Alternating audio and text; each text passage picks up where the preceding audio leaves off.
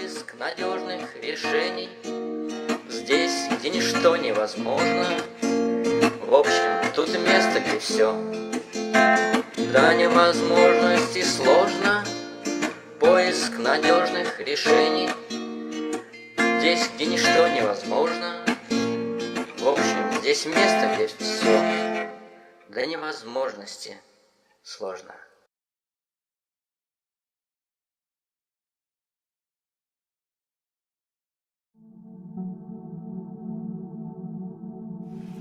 Привет, друзья. Нет, я не скажу, что Хуан опаздывает, нет. Просто я пришел пораньше. Пришел пораньше, чтобы ввести вас заранее в курс дела, чтобы вы не оказались без оружия, когда придет Хуан и скажет на эту тему что-нибудь неизвестное для вас. Я вас просто подготовлю. А тема у нас такая, необычная, ну, как всегда.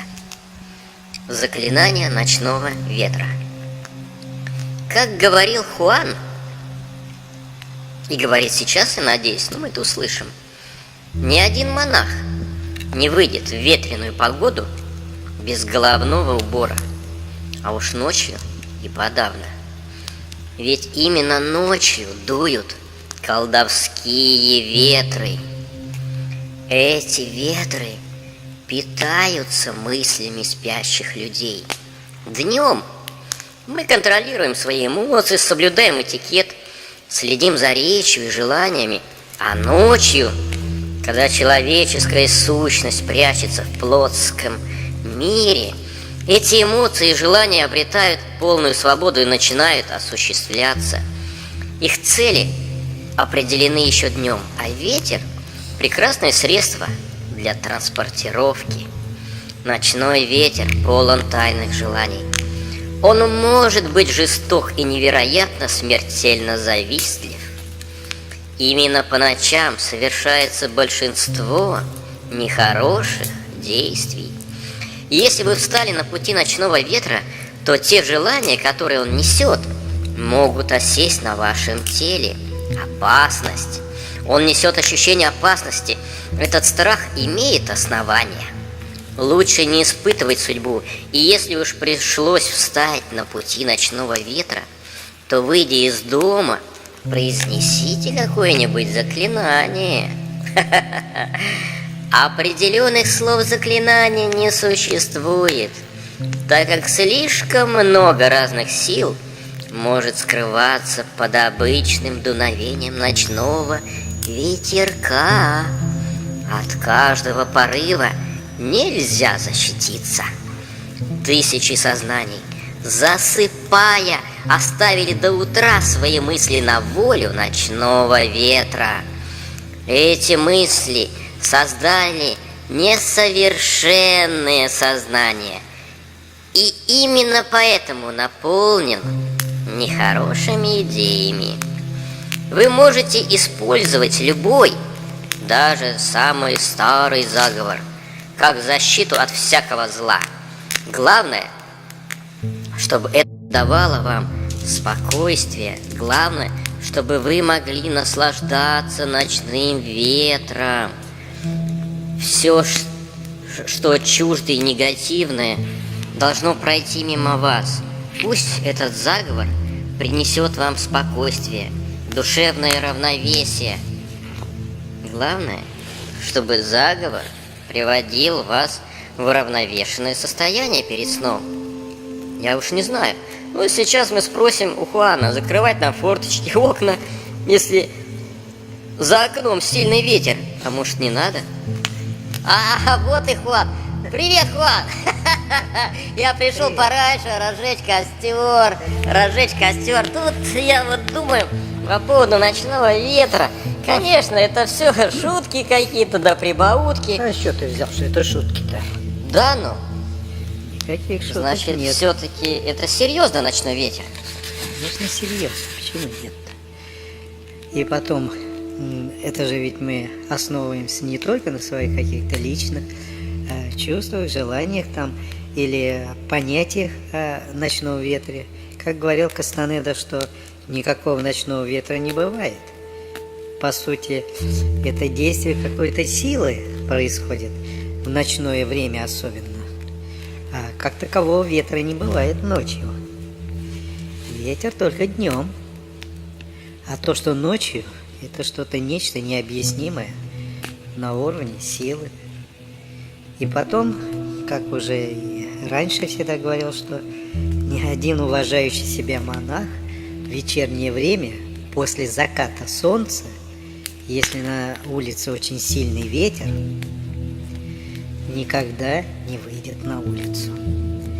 Потому как очень много различных, как бы их назвать бы их, фокусники или любители различных заклинаний очень любят наговаривать на ветер. Очень любят.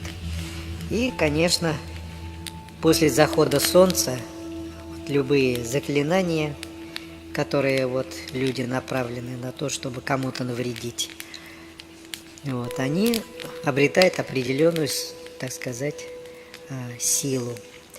И в результате можно очень серьезно повредить человеку, который, даже не подозревая о том, что кто-то на ветер наговаривает на него, какие-то болезни, неудачи или еще какие-то неприятности. Поэтому считаю, что когда сильный ветер, непогода, лучше всего оставаться дома. Не выходить на улицу. А что касается форточек, это извините. Хотя тут есть тоже, понимаешь ли, казус. При открытой форточке ведь ветер тоже может так же свободно зайти в дом. Если вы не хотите, чтобы появлялись проблемы ни из ничего, просто из ничего, просто с пустого места, в сильно ветреную погоду лучше форточку прикрыть. Вот так. Понятно, Хуан. И здесь еще, по крайней мере, у меня возникает один вопрос. Наверняка он может возникнуть и еще у кого-то. По поводу тех людей, которые балуются этой возможностью в ветреную погоду. Этот наговор на ветер, он адресный или безадресный? Я думаю, что безадресным он в принципе быть не может. Наговор на ветер всегда адресный. Потому как посылать на целое общество, посылать какие-то неудачи, я думаю, одному человеку это непосильная задача. Максимум, на что он сможет явно претендовать, это только на какого-то своего обидчика или недоброжелателя, может быть, наговорить что-то на ветер. Вообще, по-хорошему, лучше вообще это не заниматься такой ерундистикой, дабы не тратить свои силы на такие дурацкие идеи и пустяки. Это делают люди такие наговоры, но это или от безделья больше, от глупости, или от непонимания того, чем они занимаются. Любой из этих вариантов можете выбрать. Что это? Я считаю, что этим заниматься. Не надо. Не надо ничего делать. Не надо ни наговаривать, ни приговаривать. Не надо этого делать. Лучше потратьте эти силы на что-то полезное, на что-то, что может вам принести пользу в этой жизни, на какие-то науки новые изучайте. Изучайте что-то новое, интересное. И не занимайтесь всякой ерундой. Пусть занимаются этим люди, которым просто делать нечего. Это чаще всего лодыри и бездельники. Такое мое дело. Понятно, Хуан. А еще один здесь практический вопрос. Он может тебя рассмешить, Хуан. У меня он возник. Я думаю, он может возникнуть и еще у кого-то. Надеюсь, я не одинок в этом. А давай. Я по поводу розы ветров. Допустим, вы живете в окрестности огромного города, и вдруг ветер или роза ветров постоянно дует в вашу сторону. Возможно ли это коллективное воздействие на вас? Даже, может быть, в какой-то степени и безадресное. Но ведь масса людей, огромное количество людей о чем-то думает, отпускает вечером или ночью свои мысли. И они волей-неволей подхватываются ночным ветром, ну, предположим это, и уносится все это в вашу сторону. Что вам делать, если ветер дует с города? Что делать, Хуан? Роза ветров. Роза ветров — это уже несколько другая история вообще-то.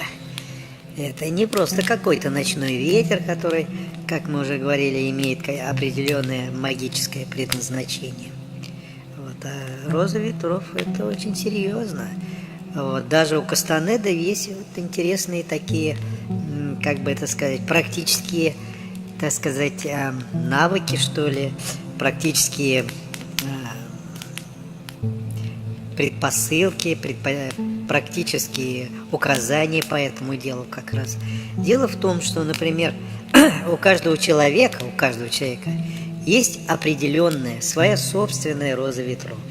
Кому-то подходит больше северный ветер, кому-то южный ветер, кому-то западный или восточный ветер. Вопрос ведь в чем? Если ты знаешь, какому типу человека подходит какой ветер конкретный, то через это ты не только не получаешь ущерб, но даже и напротив получаешь силу.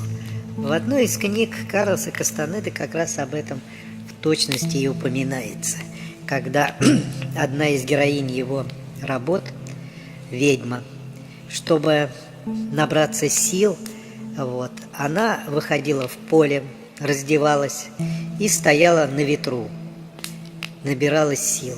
Ветер в нее входил, полностью входил, везде. Она чувствовала эту силу, силу ветра. Она наполнялась силой этого ветра. Она с ним дружила. Они понимали друг друга. Они становились частью одного единого. В этом случае ветер, да, он помощник. Но ведь надо знать, какой ветер вам помогает, а какой ветер из вас забирает силы. Если вы этого не знаете, то лучше не экспериментируйте, а лучше вначале узнайте, что вам больше подходит, и тогда у вас будет все очень хорошо. Ну вот, Хуан молодец, он ответил на мой вопрос, но сами вы почувствовали как. Ответить на вопрос, не задав еще десяток вопроса, это было бы не в форме Хуана. Поэтому экспериментируйте, наблюдайте, а пока вы ничего не понимаете, до этих пор, если в сильную ветреную погоду, надевайте капюшоны, закрывайте форточки, но только не задохнитесь. Да, но, как я уже, говорил еще раз, оговариваю, что если все-таки вы решили практиковать тему с ветрами, все-таки решили практиковать, решили омолодить свое тело, омолодить свою сущность, то это вот все-таки попробуйте узнать, к какому типу человеческого вида вы относитесь. Там, или вы сангвиники, например, или вы люди слишком заторможенные в этой жизни, и вам больше подходит, как это сказать, более спокойный образ жизни. И выберите, к какому ветру вы больше подходите.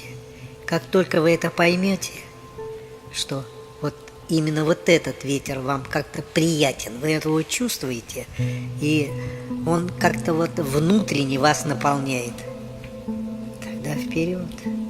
Идите навстречу ветра.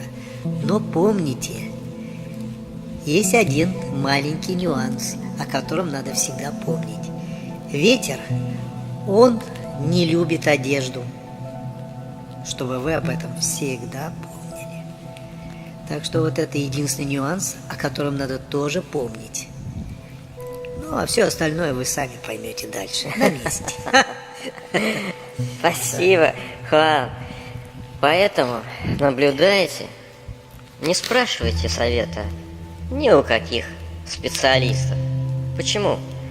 Потому что этот вопрос касается только вас, и только вы сами, расслабившись или сконцентрировавшись, наблюдая за самим собой, за своими ощущениями, можете осознать, какой именно ветер вам приносит удовольствие.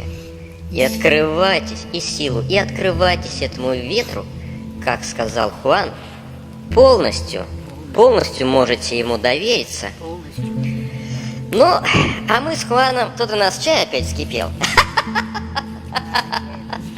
Чай у нас вскипел. Вот, вы тоже можете попить чайку. Жаль, что не вы не в волшебном мире вместе с нами. Так бы мы выпили с вами чай вместе. Да. Ну, а пока что пока. До скорых встреч. До скорых. Ваш Хуан и Хосе. Пока. Пока.